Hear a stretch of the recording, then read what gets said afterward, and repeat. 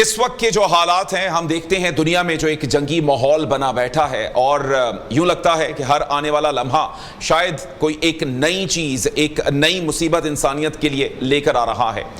ایسے میں پاکستان نے جو مثال قائم کی تھی پچھلے سال، اب کیسے دیکھتے ہیں کہ اس نے اس وقت جو ایک دنیا کے جنگی محاذ ہیں ان کے لیے کیا نشان چھوڑے تھے، کیا لیسنز چھوڑے تھے جو اب وہ فالو کرنے پر مجبور ہیں؟ جی بہت بہت شکریہ سلمان۔ اب ہم اس وقت کو یاد کر رہے ہیں، اس سال کو جس دن جب یہ تمام چیزیں ڈیولپ ہو رہی تھی، اور اس وقت بھی ہم بڑے کلوزلی آپ کی اسکرینوں کا جائزہ لے رہے تھے۔ اور آپ کو پتہ ہے کہ جب پہلگام کا ایک فالس فلیگ آپریشن بھارت نے کیا تھا، جس میں ان کی را انوالو تھی، ان کی بی ایس ایف انوالو تھی، اس لیے کہ وہ جو پہلگام کی جو ریزورٹ تھی اس میں ایک ہفتے پہلے وہاں بہت ٹورسٹ آتے تھے، تو ایک ہفتے پہلے وہاں امیت شاہ نے دورہ کیا تھا، اور وہاں 3 لیئرز آف سیکیورٹی ہوتی تھی۔ یہ میں نہیں کہہ رہا، یہ انڈین ٹریبیون کی سٹوری ہے۔ تو اس نے امیت شاہ نے وہ 3 لیئرز آف سیکیورٹی، جس میں پہلے لیئر کے اوپر بی ایس ایف ہوتی تھی، پھر ان کی ایک اسپیشل فورس ہے جو ٹیررزم کے خلاف ہوتی ہے، اس کی سیکیورٹی تھی، اور 3rd لیئر پہ کوئی ٹورسٹ ریزورٹ کے جو لوگ ہوتے تھے، اور بہت ڈاکومنٹڈ انٹری ہوتی تھی۔ تو امیت شاہ نے ایک ہفتے پہلے وہ تینوں جو سیکیورٹی لیئرز ہیں وہ ہٹا دی تھی۔ اس سے پہلے بھی آپ کو پتہ ہے جب پلوامہ کا واقعہ ہوا تھا تو اس کے بعد ایک ویڈیو آئی تھی جس میں امیت شاہ ایک دہشت گرد تنظیم کو یہ کہہ رہا تھا کہ جی کوئی ایسا واقعہ کرو جس سے ہم الیکشن جیت جائیں۔ تو ان کا مطلب تھا کہ کسی فوجی کانوائے پہ یا فوجی لوگوں پہ حملہ کرو، اور پھر سی آر پی ایف پہ حملہ ہوا۔ اور آپ کو یاد ہے جو ستیہ پال جو گورنر تھے کشمیر کے، ابھی تو ان کی ڈیتھ ہو گئی ہے، انہوں نے نریندر مودی کو رنگ کر کے کہا کہ جی آپ کی غلط پالیسی کی وجہ سے 53 جوان جو ہے مرے ہیں۔ تو نریندر مودی نے اسے کہا تم چپ رہو، کیونکہ اس کا بھتہ جو ہے، اس کا جو الزام ہے ہم پاکستان کی ISI پہ پھینکیں گے۔ تو پہلگام میں بھی انہوں نے یہی کرنے کی کوشش کی کہ ان کا ایک ٹریک ریکارڈ ہے کرنے کا۔ لیکن اس کے بعد آپ دیکھیے وہ 3 لیئر آف سیکیورٹی اتارنے کا بیسک مقصد یہ تھا کہ امیت شاہ کا بیٹا ہے نا جے شاہ، وہ وہاں پہ ایک 5 اسٹار ہوٹل بنانا چاہتا ہے، اور اس کے بعد دیکھا آپ نے کہ وہاں پہ جتنی زمینیں تھیں کشمیریوں پہ ان کو قبضہ کر لیا گیا، 3000 مکان ٹھا دیے گئے، اس کے بعد جو لوگوں کو پکڑا گیا۔ تو اس کے بعد پاکستان نے کہا کہ جی ایک جوائنٹ انکوائری کر لیتے ہیں، اس پہ وہ راضی نہیں ہوئے۔ پھر انہوں نے اس کے بعد پاکستان کے اوپر 22 اپریل کو یہ ہوا تھا، تو یاد رکھیے گا کہ پاکستان نے اس میں واقعات تو بہت زیادہ ہیں جی بالکل، لیکن ایک 29 اپریل کو انڈیا کے 4 رفیل آئے تھے جو پاکستان کے اوپر اٹیک کرنا چاہتے تھے ٹارگٹس پہ۔ تو ہماری جو EW کی یونٹس ڈپلوائے ہیں آل الاگ دا فرنٹ، انہوں نے اس کو جیم کر دیا، ان کے کمیونیکیشنز کو جیم کر دیا۔ یہ سٹوری اخبار میں بھی چھپی تھی۔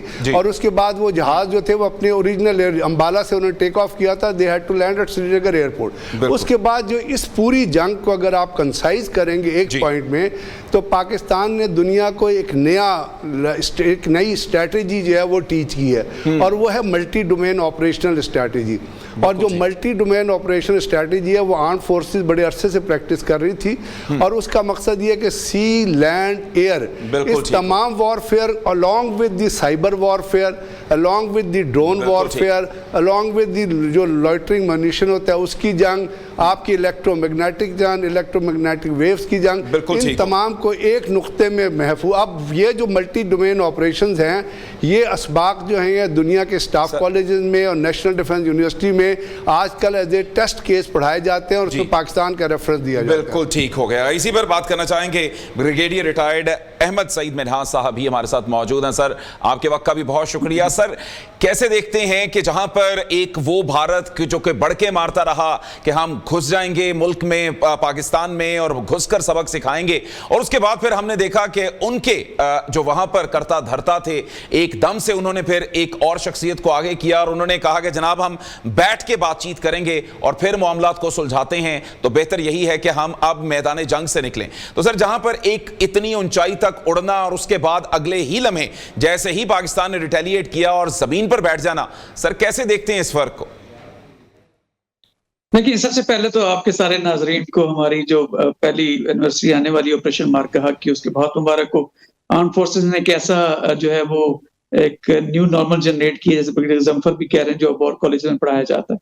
لیکن اس کو نا تھوڑا سا پرسپیکٹو میں دیکھنا پڑے گا کہ ایسی کیا وجہ ہے کہ کیوں انڈیا ہمیشہ سے پاکستان کے خلاف اس طرح کی چیزیں کرتا ہے. تو میں کوئکلی اس اگر احاطہ کر لوں، یہ بیسیکلی ہاٹ پرسوٹ آپریشن کا نا ایک نیا کانسیپٹ آیا تھا ان کی اسٹریٹجک کمیونٹی کے اندر، 10 سال پرانا ہے تقریباً.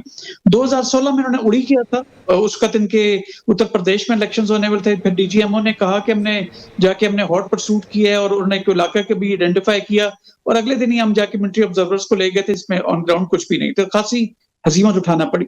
پہلگام سے پہلے 2019 میں پلوامہ کے انسیڈنٹ کیا انہوں نے، اور جیسے ہی انہوں نے جو ہے وہ ٹرانسفرنٹیئر آ کے ہمارے ادھر جو ہے وہ بالاکوٹ کے اندر اٹیک کیا تھا سو کالڈ، جس میں ابھینندن کے ایپیسوڈ پوری دنیا نے دیکھا، اور جس طرح کی عظیمت تب اٹھانا پڑی وہ بھی دنیا نے دیکھی. اب اسی ہاٹ پرسوٹ کو لے کے وہ under the over hang of جو نیوکلیر ہمارے پاس ڈیٹرنس ہے، وہ سمجھتے ہیں کہ شاید ہم جو جب ان کے پاس آئیں گے، الیکشنز آئیں گے تو یہ کچھ کر سکتے ہیں. 2019 میں یہ 14 فروری کو انہوں نے اٹیک کیا تھا پاکستان پہ، اور مئی میں ان کے لوک سبھا کے الیکشنز تھے. اسی طرح 2025 والا جو پچھلے سال تھا، حالانکہ الیکشنز 2024 میں ہو چکے تھے، لیکن اب کی بار 400 پار وہ جب نہ ہوا اور 250 کے قریب آ کے بی جے پی رکی، تو دوبارہ سے اپنے آپ کو بھی ریاستی الیکشن سے اس لیے انہوں نے سارا حساب کتاب کیا. سب سے امپورٹنٹ چیز جو وہ سمجھتے تھے کہ ہماری جو آرم فورسز اور عوام کے درمیان ایک سوشل میڈیا کے تھرو انہوں نے کوئی دراڑ ڈال دی ہے، کوئی پولرائز ہوگی پاکستان کی سوسائٹی، وہ سمجھتے ہیں ایک ویکیوم آگے جہاں پہ حملہ کریں گے. پاکستان نے جس طرح کا ریسپانس جنریٹ کیا، یہ بالکل ایسا سرپرائز دیا انڈینز کو کہ پولرائز سوسائٹی کی بات کرتے ہو تم. جس طرح سے ہمارے جوانوں کے ساتھ اور فتح میزائل کے ساتھ ہم نے دیکھا فائر ہو رہا، تو ہماری عوام کھڑی، پوری دنیا نے دیکھا کہ کس طرح عوام اپنے افواج کے ساتھ کھڑی ہوتی ہے. یہ اس کا جو سبق ہے وہ اسرائیلیز نے بھی شاید اس کو نہیں سیکھا، اور انہوں نے جب 28 فروری کو ایران پہ اٹیک کیا تھا تو اس سے پہلے 10-12 تاریخ کو فروری کی آپ نے دیکھا ہوگا کہ وہاں پہ ریولیوشنری گارڈ کے خلاف ایک جو ہے مہم چلائی گئی تھی، اور خاصے وہاں پہ ڈیمانسٹریشنز ہوئی. تو اسرائیلیز تھاٹ کہ پولرائز ہوگی سوسائٹی، بھول گئے کہ مسلمانوں کی روایتیں ہیں ہماری، وہ اپنی آئیڈیالوجی بیسڈ ہم لوگ ایگزسٹ کرتے ہیں، ہم اپنی افواج کے ساتھ نہیں چھوڑتے. بالکل یہ جو ایلیمنٹ سرپرائز پاکستان نے اچیو کیا تھا، آج الحمدللہ آج بیٹھ کے ہم جو خوشیاں منا رہے ہیں، دو کہ ہماری جنگ کبھی بھی نیت نہیں رہی ہے، لیکن جب سالمیت کے اوپر یا خود مختاری پہ حرف آیا ہے تو تب ہم نے قوم کو مایوس نہیں کیا ہے. اگر خدا نہ خواستہ بالکل. اچھا احمد صاحب، ایک اور جو چیز جو یہاں پر یقینی طور پر ہم نے اس کے اوپر دیکھا کہ موضوع بحث بھی رہی، وہ یہی ہے کہ ایک جدید ترین طیارے رافیل خریدے گئے، اور اس پر وہ واویلا کیا گیا کہ ہمارے پاس تو اب شاید کوئی ایک انہونی طاقت آ گئی ہے، لیکن پھر ہم نے دیکھا کہ وہ اس طرح سے گرے آسمان سے کہ جیسے کٹی پتنگیں گرتی ہیں. تو سر یہ کیا ایسی جو ہے اسٹریٹجی تھی، کیا ٹیکنالوجی تھی کہ جس نے ان کا پورا سسٹم جیم کیا، اور پھر اس کے بعد ہم نے دیکھا کہ دنیا کی وہ ایک بڑی کمپنی کی جو کہ شاید اس زوم میں مبتلا تھی کہ ان کے جہازوں کو آج تک کبھی کوئی ہٹ ہی نہیں کر سکا، اور پھر ہم نے دیکھا کہ وہ کمپنی بھی اسی طرح سے نیچے گئی کہ جس طرح سے ان کے جہاز گئے. دیکھیں جو ڈیسالٹ ہے نا، جو رافیل بناتی تھی، اس کے تو شیئر نیچے گئے. J-10C جن کا ہم نے استعمال کیا تھا اس کے شیئر آسمان پہ چڑھ گئے، تو ظاہر ہے. لیکن یہ یاد رکھیں، it is not the fighter plane which fights, it's basically that Shaheen, that cockpit میں جو بیٹھا ہوا well trained motivated جو پائلٹ ہے، وہ پرائمرلی آپ کے لیے لورل اچیو کرتا ہے، فتوحات لے کر آتا ہے. اب جب یہ 6 اور 7 کی رات کو انہوں نے اٹیک کیا بھی تھا، تو 4 ٹکڑیوں میں انہوں نے پاکستان پہ ایک ملٹی ڈائمینشنل قسم کا اٹیک کرنے کی کوشش کی. ایک نیچے بھج کے پاس کراچی کے ویسٹ میں، پھر اوپر جو ہے ریتی رحیمیہ خان کے اگینسٹ، پھر لاہور کے ادھر بٹنڈا اور یہ جو جیسلمیر وہاں پہ، اور پھر اوپر کشمیر کے اندر. تو 4 جگہوں کے اوپر 4 جگہوں پہ ہم نے ان کو بیسیکلی ہمارے رسپانس ڈائلیوٹ کر رہے تھے، اور اس میں بمبرز بھی تھے، ان کے فائٹر ایئر کرافٹس بھی تھے، اور ان کی فورس ملٹیپلائرز یا ویکس وغیرہ بھی تھے. لیکن اس سے پہلے کہ وہ ہمیں لاک کرتے تو ہمارے J-10Cs جیسے PL-15 لگے ہوئے تھے میزائلز ایئر ٹو ایئر، ان کی 5 میک سپیڈ ہے. ایک میک جو ہے تقریباً 1250 کلومیٹر پر گھنٹہ ہوتا ہے، تو 6000 کلومیٹر پر گھنٹہ. ہماری سب سے لارجسٹ جو دور ہم نے کل کی تھی وہ 180 کلومیٹر پہ کی تھی. مطلب پائلٹ پلک جب اگر آتا تو ہمارا PL-15 ان کے سر پہ پہنچ گیا تھا. بیسیکلی ہم نے جو ایریل پلیٹ فارمز تھے اور جو ویپنز تھے اور جو ہماری ٹریننگ تھی، اس کو ہم نے فوراً ہم نے اس کو کل کیا تھا، بیکاز وی سو کہ یہ لوگ جو ہے ہمیں لاک کر رہے ہیں. اس سے پہلے کہ وہ ڈیسائیڈ کرتے ہم نے ان کو شوٹ لے لی تھی. تو پہلے حلے میں جب ان کے 6 جہاز گرے تھے، اس میں جو ہے وہ 4 آپ کے رافیل، ایک Su-30 اور ایک MiG-29 تھا، تو یہ سارے پھر پیچھے دوڑے تھے. اور پھر جس طرح ہم نے دیکھا کہ وہ प्रेसिडेंट ट्रम्प तो अब तो 11 जहाज गिरवा चुके हैं, तो लिहाजा जी। हमने सोचा नहीं था, हमने उसका फौरन एक्शन लिया था। रीजन क्या थी? Unity of command. Field marshal Asim Munir साहब, हैंड्स एंड ग्लव, लॉक किया, गो फॉर इट। हमने सेकंड थॉट नहीं दी थी। और यही वजह है कि आज पूरी दुनिया में पाकिस्तान की एयरफोर्स उस तरह से इज्जत कमा रही जो शायद ही किसी और एयरफोर्स बिल्कुल के ठीक। नसीब में आई हो। आसिम मुनीर साहब, सिद्धू साहब, हिलाल जुरत, क्या ही बात है माशाल्लाह। बिल्कुल ठीक। अच्छा गजनफर साहब, यकीनी तौर पर जिस तरह से पाकिस्तान ने मुकाबला किया और जो जख्म दिया भारत को, वो शायद आज भी उसी जख्म को चाट रहा है। तो सर, एक बड़ी फौज, इस जोन में मुब्तला भारत, जिसका बजट पाकिस्तान से कई गुना ज्यादा, लेकिन वहीं पर हम देखते हैं कि उसकी फौज की जो सूरत हाल है, जहां पर अक्सर व पेशतर उनकी वीडियो सामने आती हैं, जहां पर उनके जवानों की सूरत हाल दिखाई जाती है कि वो किस एक कसम पुरसी की हालत में हैं। एक फौज के जिसको यकीनी तौर पर हम पाकिस्तानी अपनी फौज को एक फख्र के तौर पर देखते हैं, लेकिन भारत में फिर वो सब कुछ हुआ कि फिर हमने देखा कि उनकी जो फौजी क़यादत है, उसके बाद उसने भी सरेंडर किया। तो सर, एक फौज जिसका मोरल इस हद तक हाई हो, वो अपने से एक बड़ी फौज के साथ जब सामने खड़ी हो जाती है, तो क्या उसके लिए जो उसकी अददी अक्सरियत होती है दूसरी फौज की, कोई माने नहीं रखती? बात यह सलमान के न्यूमेरिकल सुपीरियरिटी उस वक्त मैटर करती है जब आपकी स्ट्रेटजी मैच करती हो आपकी रियलिटी से। आपको पता है कि पाकिस्तान में इंडिया ने अभी भी वो उसको प्रैक्टिस कर रहे हैं, कोल्ड डॉक्ट्राइन स्ट्रेटजी निकाली थी। उस कोल्ड डॉक्ट्राइन स्ट्रेटजी का मतलब ये था कि वो पूरे फ्रंट के ऊपर 8-10 जगहों पे हमला करेंगे। उन्होंने कंपोजिट ब्रिगेड, कंपोजिट फोर्सेस बनाई थी, जिसमें इन्फेंट्री थी, आर्मर के एलिमेंट से, आर्टिलरी के एलिमेंट से, एयर डिफेंस के एलिमेंट से, और उन्होंने कहा 8-10 जगहों पे हमला करेंगे। जहाँ से सक्सेस मिलेगी वहाँ एक लिमिटेड एरिया तक जाएंगे, उसको ऑक्यूपाई करेंगे और बाकी जगहों से विड्रॉ कर जाएंगे। तो जब वो उन्होंने कहा कि उसको लिमिटेड एरिया जब उन्होंने कहा, तो पाकिस्तान ने उसके जवाब में अपनी स्ट्रेटजी तब्दील की। हमने शॉर्ट रेंज मिसाइल्स बनाए जो 300-400 किलोमीटर तक मार करते थे, तो उसके ज़रिए उनकी काउंटर जो कोल्ड स्टॉर्म डॉक्ट्रिन थी उसको चेक किया। अभी यहाँ पे आपने देखा कि इससे पहले 2018 को भी याद कीजिएगा, 2018 में पाकिस्तान को उन्होंने हमला किया था, एक बालाकोट के ऊपर 2 कव्वे मारे थे, जिसकी न्यूयॉर्क पोस्ट ने तस्वीर भी शाया की थी, और फिर चले गए थे। तो पाकिस्तान ने उसके बाद भी बड़ा टीवी चैनल पे आके सुबह के वक्त कहा था कि we will hit you back at the time of our choosing, at the target of our choosing. अभी वॉरफेयर के अंदर हमेशा जो अटैकिंग फोर्सेज होती हैं वो अपना टारगेट और अपने टाइम को सिक्योर रखती है, सीक्रेट रखते हैं। This is one of the principle of the war कि जी आप अपना टाइम भी वो करें सिक्योर, अपना सीक्रेट रखें, अपनी जगह भी सीक्रेट। लेकिन पाकिस्तान ने कहा नहीं, और दिन के 10 बजे हमने हमला किया। उसके बाद क्या हुआ, नौशेरा वैली में 163 ब्रिगेड हेडक्वार्टर जिसके ऊपर हमला किया गया था, वहाँ Indian army chief, GOC northern command, उसके साथ कमांडर 16 कोर ब्रीफिंग ले रहे थे उस ब्रिगेड कमांडर से। लेकिन पाकिस्तान ने आला अखलाकी मिकदार को रखते हुए उसके कमांड पोस्ट पे हमला नहीं किया, इर्द गिर्द हमला किया और ये कह दिया, ये बता दिया कि जी हम आए थे और वापस जा रहे। अब उसके बाद अब आते हैं 2025 में, तो 2025 में उन्होंने कहा था रफेल।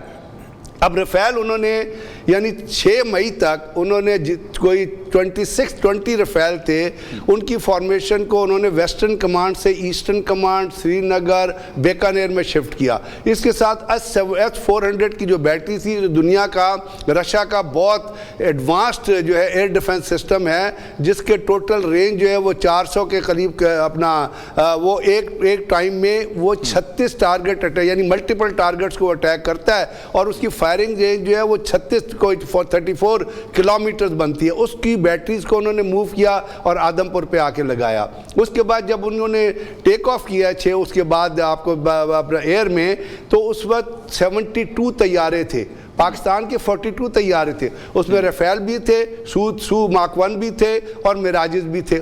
8 फॉर्मेशंस थी, 8 फॉर्मेशंस के अंदर 4 सू थे, 2 रफेल थे और दो अपना वो मिराजिस थे। इसको जब वो फ्लाई कर रहे थे तो पाकिस्तान ने किया क्या, पाकिस्तान ने एक्चुअली पाकिस्तान एयरफोर्स ने एक टेक्नोलॉजी यूज़ करती है जिसको डाटा लिंक 7 कहते हैं।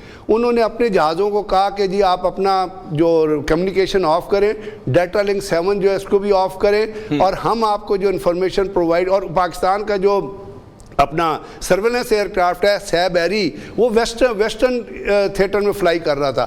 وہ ایئر کرافٹ ہے جو دشمن کے جہازوں پہ نظر رکھتا ہے, اس کے سامنے ایک اسکرین لگی ہوتی ہے جو سارے جہاں جو ٹارگٹ ایئر میں جہاز ہوتے ہیں وہ نظر آ رہے ہوتے ہیں, اور وہ پھر جو آپ کے جو جہاز ہوتے ہیں ان کو وہ ٹارگٹ اسائن کرتا ہے. تو یہ تمام چیزیں جیسے میں نے آپ کا جب کمبائن ہوئی تو جس وقت ہمارے JF-17 نے JF-10C نے PL-15 فائر کیا, اب PL-15 فائر کرنے کے بعد جب اس نے PL-15 نے اپنا ایسا سیکر آن کیا تو اس وقت 3 سیکنڈ کا ٹائم ہوتا ہے, تو رفیل کے لیے چانس ہی نہیں تھا کہ وہ کسی طرح اوائڈ کر سکتے. تو آپ نے دیکھا they got blown up in the air and then 4 رفیل اسی ٹائم پہ وہ جا کے ایک سری نگر میں گرا تھا. اس کی تصویر ایک کورسپونڈنٹ نے ایک اخبار میں شائع کی تھی, تو صبح انڈین آرمی پہنچ گئی تھی, اس ایڈیٹر کو بھی اور فوٹوگرافر کو بھی پکڑ کے جیل میں ڈال دیا تھا. پھر پاکستان نے ان رفیل کے ٹیل نمبر بھی ریلیز کیے اور اس میں BS-001 BS-0, تو یہ چیزیں تمام پاسبل ہوئیں کیونکہ ایئر چیف مارشل جو پاکستان ایئر فورس کے چیف تھے وہ بذات خود آپریشن روم میں بیٹھے ہوئے تھے. اینڈ آپ جب انہوں نے ٹیک آف کیا اور انہوں نے دیکھا کہ انڈین ایئر جہازوں کا جو پوسچر ہے وہ ایک اوفنسو پوسچر ہے, تو he passed order to own ایئر کرافٹ کہ کل دیم, شوٹ دیم. تو آپ نے دیکھا اس کے بعد جو نتیجہ نکلا, یہی نہیں ایک بہت بڑی بات ہوئی تھی سلمان کہ ایک سنگل JF-10C JF-17 تھنڈر نے فلائی کیا, وہ S-400 کی آدم پور میں اس کی فائرنگ رینج کے اندر گیا, وہاں اس نے اپنا میزائل CM-400 وہ ریلیز کیا. اس میزائل کی یہ سیوسائڈل مشن تھا, it was a suicide going into the firing range of air defense system. S-400 was a very big challenge, but he went down there. جو بھی وہ پائلٹ تھا ہم اس کو سلام کرتے ہیں, اور پھر وہ سکسیسفل واپس آیا. تو یہ تھا کریج بھی تھی, یوز آف ٹیکنالوجی بھی تھا, ایک ایڈوانس ٹیک. تو ہمارا کہنے کا مطلب یہ کہ صرف میونیشن میٹر نہیں کرتا, metre who is flying that, who is the man behind the gun, that is what matter. تو اس کے ذریعے آپ اپنی اسٹریٹجی سے دشمن کی بڑی نومیریکل اسٹرینتھ کو بھی اور دے سکتے ہیں. بالکل ٹھیک, بالکل ٹھیک. بریگیڈیئر صاحب, ایک اور جو چیز ہم اس ساری صورتحال میں دیکھتے ہیں پاکستان کی جانب سے, جس طرح سے بھارت میں ایک جو ہے ڈیفرنٹ ٹائپس کے ٹارگٹس کو لاک کیا گیا اور ایکوریسی کے ساتھ نشانہ بنایا گیا, تو آپ یہ کس طرح سے ممکن ہوتا ہے کہ ایک اتنا بڑا ملک کہ جس کی انٹیلیجنس جو ہے وہ ہر وقت یہ دعویٰ کرتی نظر آتی ہے کہ وہ پاکستان کے چپے چپے سے واقف ہیں, لیکن ہماری تیاری کیا ہوتی ہے ہر اس لمحے میں کہ جب بھارت ہمارے لیے ایک چیلنج بنا ہوتا ہے, کیا یہ اس وقت انٹیلیجنس گیدر کی جاتی ہے؟ پاکستان ہر لمحہ تیار ہے اس عیار دشمن کے لیے. دیکھیں جی, ہمارے جو مارخور ہیں نا, ان کی جو آپریشن کیپیسٹی ہے یا ان کی جو کارکردگی وہ پوری دنیا میں مشہور ہے. ہم پہلی 3-4 انٹیلیجنس ایجنسیز میں آتے ہیں, ہمارا کوئی ایکسپینشن ڈیزائن نہیں ہے, ہم صرف دفاعی لحاظ سے اپنے آپریشن پلانس کو جو ہے بنا کے رکھتے ہیں. آپریشن پلان جو بھی ہوتا ہے آپ کا وہ انٹیلیجنس کے اوپر ہوتا ہے کہ کون کون سی کیا کیا تیاریاں, کون کون سے ہتھیار کس جگہ پہ ڈپلوائڈ, یہ تمام چیزیں ہمیں بالکل موزیک کے اوپر پکچر بالکل کلیئر پکچر ہوتی ہے. اس میں چند ایک ٹارگٹس ایسے ہوتے ہیں جو تھریش ہولڈ سے اوپر ہوتے ہیں, کچھ ہوتے ہیں جو تھریش ہولڈ کے نیچے ہوتے ہیں. تو ایسکلیشن لیڈر کو اوائڈ کرتے ہوئے ہم ایسے تمام ٹارگٹس کے اوپر پیس ٹائم کے اندر ہم جو آپ کی سوچ ہے کہ ہم جس طرح سے ٹارگٹس کو انگیج کرنے کا پلان ہوتا ہمارا, پورے سیکوینس کے حساب سے, ٹارگٹس نمبرنگ کے حساب سے, اس کی رینجنگ کے حساب سے, صرف ورڈ گو کہنے کی دیر ہوتی ہے. باقی وہ جو شیپر ہے وہ جو بیٹھا ہوا کاکپٹ کے اندر بان یا فار دیٹ میٹر گراؤنڈ پہ جو میزل فائر کرنے والے لوگ ہیں, وہ صرف ABCD بولتے ہیں کہ ہم نے کس ٹارگٹ کو کس ٹائم پہ انگیج کرنا. ایسکلیشن لیڈر کو کنٹرول کرتے ہوئے ہم ان ٹارگٹس کے پیچھے جاتے ہیں, اور اگر وہ موومنٹ بھی کرتے ہیں, the موومنٹ کوئی جہاز اپنے ٹارمک سے یا جو ہینگر سے نکل کے باہر آتا ہے, اس وقت ہمارے جو ایریل ہمارے جو ایسٹس ہیں وہ ہمیں پتہ چل رہا ہوتا ہے کہ یہ ایسٹ یہاں سے موو کر کے یہاں تک, یہ سارے جتنے وہ ایک کر کے ہمیں کاؤنٹنگ کے اندر ہوتے ہیں. تو لہٰذا آپ اپنی انٹیلیجنس ایجنسی جن کو ملائن کرنے کی سوشل میڈیا کے ذریعے کوشش کی جاتی رہتی ہے, آپ یاد رکھیں یہ پروپیگنڈا ہے ملائن کرنے کا, لیکن we are professional army, professional intelligence agency. ہم جانتے ہیں کہ پروپیگنڈا کسے کہتے ہیں. ہماری تیاری ہم وقت تیار ہیں, اگر آپریشن سندور 2 کرنا تو آ جائیں.